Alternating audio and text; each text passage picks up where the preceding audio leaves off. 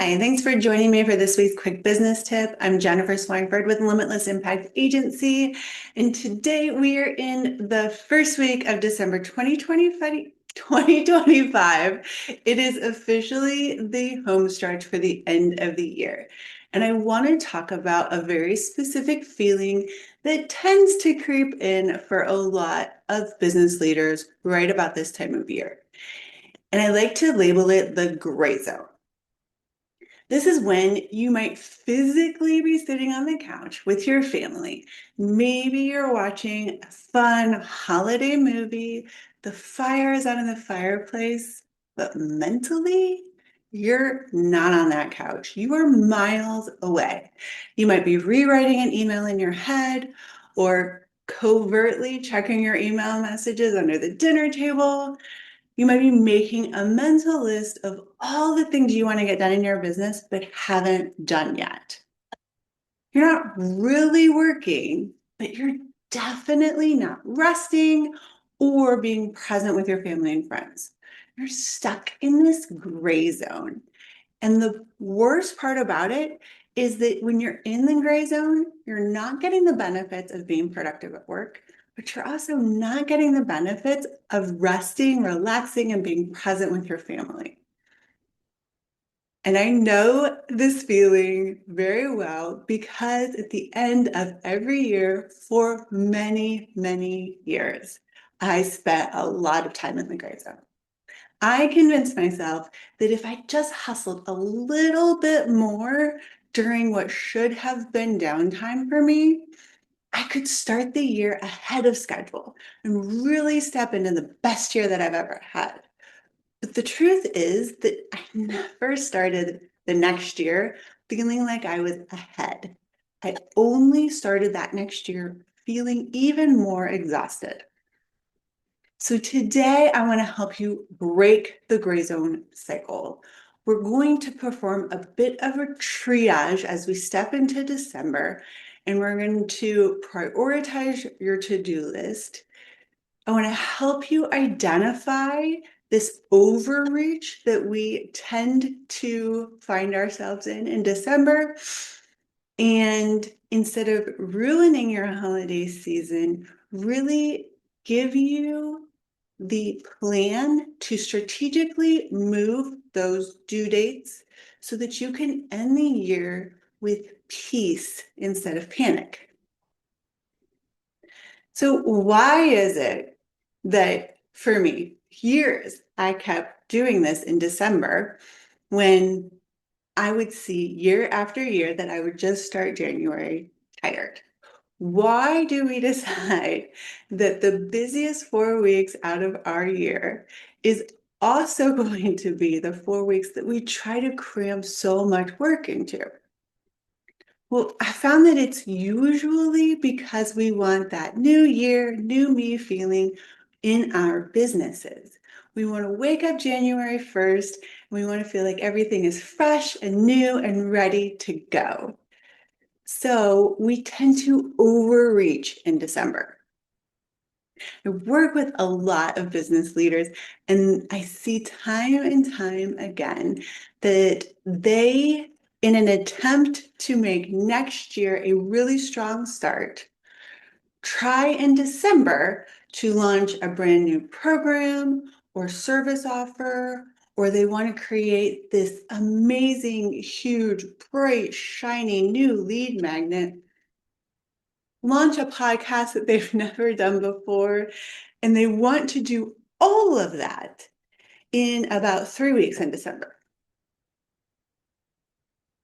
The reality is that building a new program, a new service offer, or a high quality lead magnet is really a 3-month project between the planning, building the shiny pages, building that workbook that's going to go with your lead magnet, and then delivering it.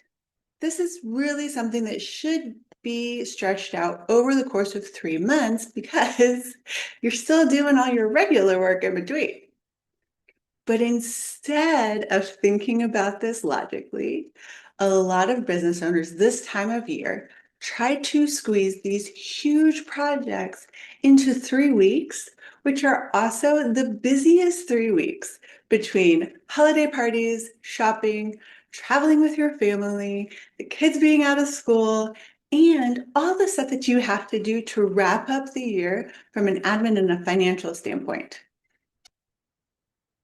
When you try to add this huge overreach into December, you find yourself trying to shove a watermelon into a coffee cup. It's just not going to fit. And when you continue to try to do it, you really make a big mess. So I'm going to tell you something that maybe you haven't heard before. Nobody is going to wake up on January 1st and start searching for your new lead magnet. Nobody is going to wake up January 1st and look for this brand new program or service offer. Your audience is going to wake up January 1st just like you. They're going to wake up tired. They're going to wake up recovering from their New Year's Eve party. They're going to want to sit around, watch football, maybe put together a puzzle with your family. So if you decide to go ahead and kill yourself in December so that you can launch something brand new on New Year's Day, you're just launching to a completely empty room.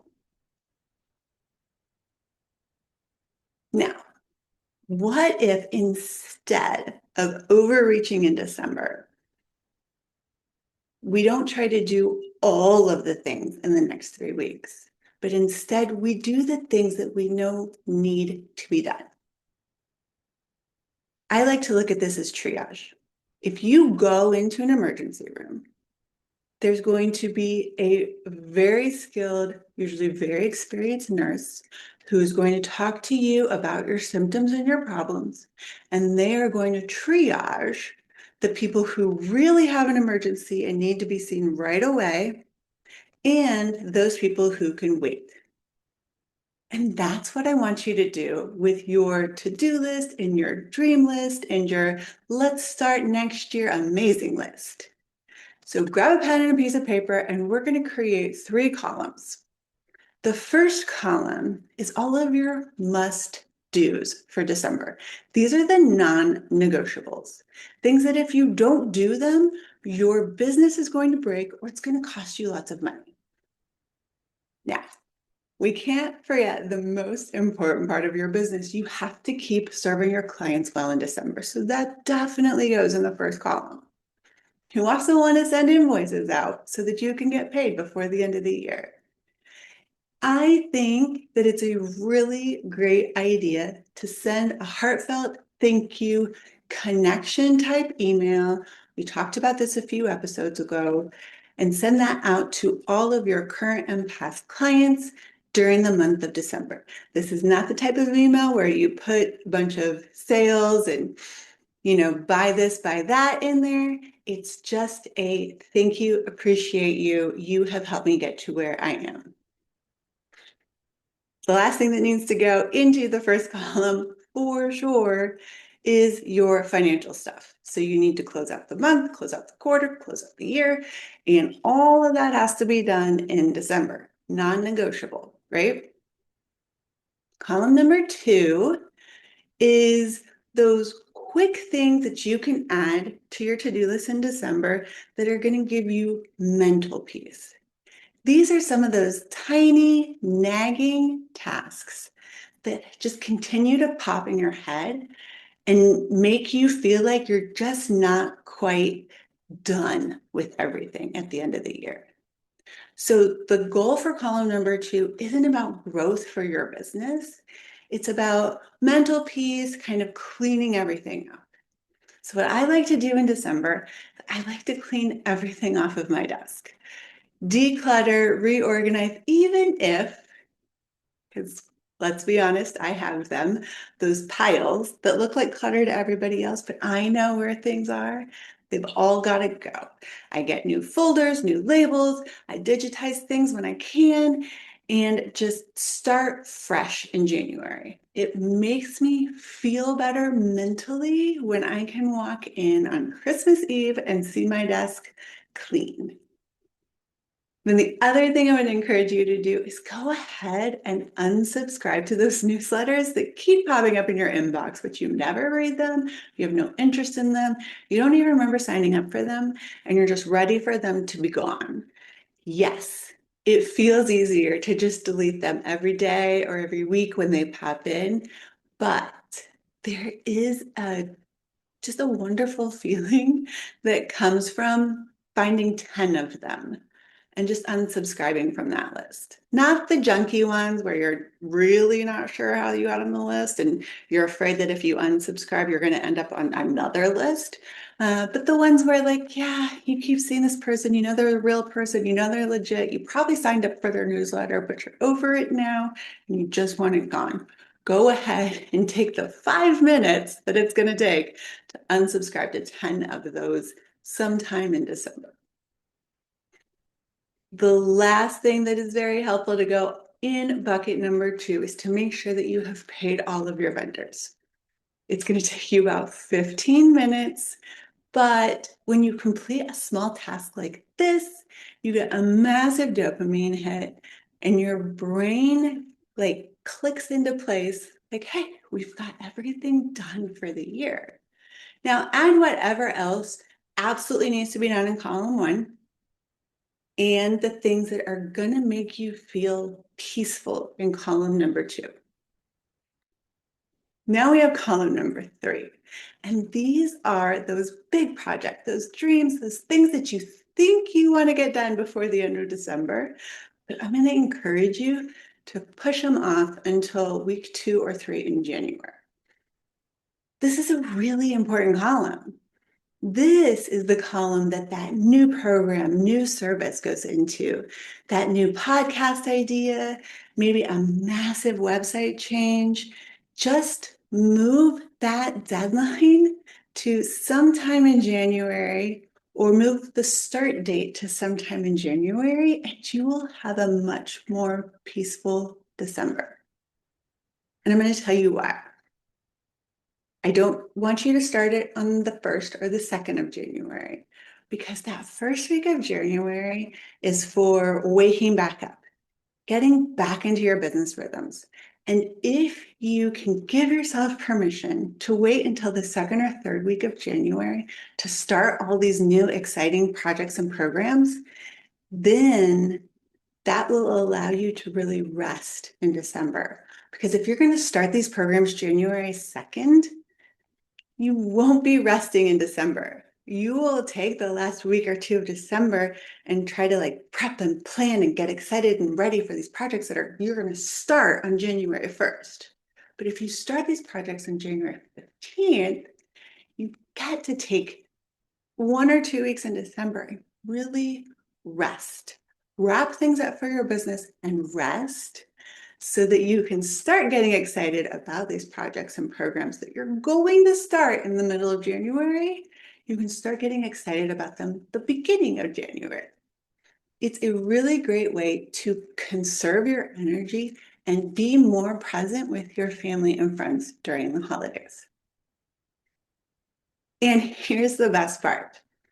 A project that you launch or you start working on in the middle of January and you go into it rested and energized will perform 10 times better than a project that you start or launch on January 1st and you do it with burnt out and resentful energy. Guaranteed every time, promise. Because the reality is your energy is your most valuable asset. And if you spend the holidays in the gray zone and you're obsessing over a lead magnet that really could have just waited for 2 weeks, and you spend your time obsessing over emails that probably aren't going to get you the results that you wanted anyway, you're going to deplete your energy right before you need it the most, which is at the beginning of January. It's the best gift that you can give yourself and your business this year isn't a new lead magnet or a new website or a new program. It's to start the year rested. And the challenge I have for you today is to look at your to-do list for the next 3 weeks.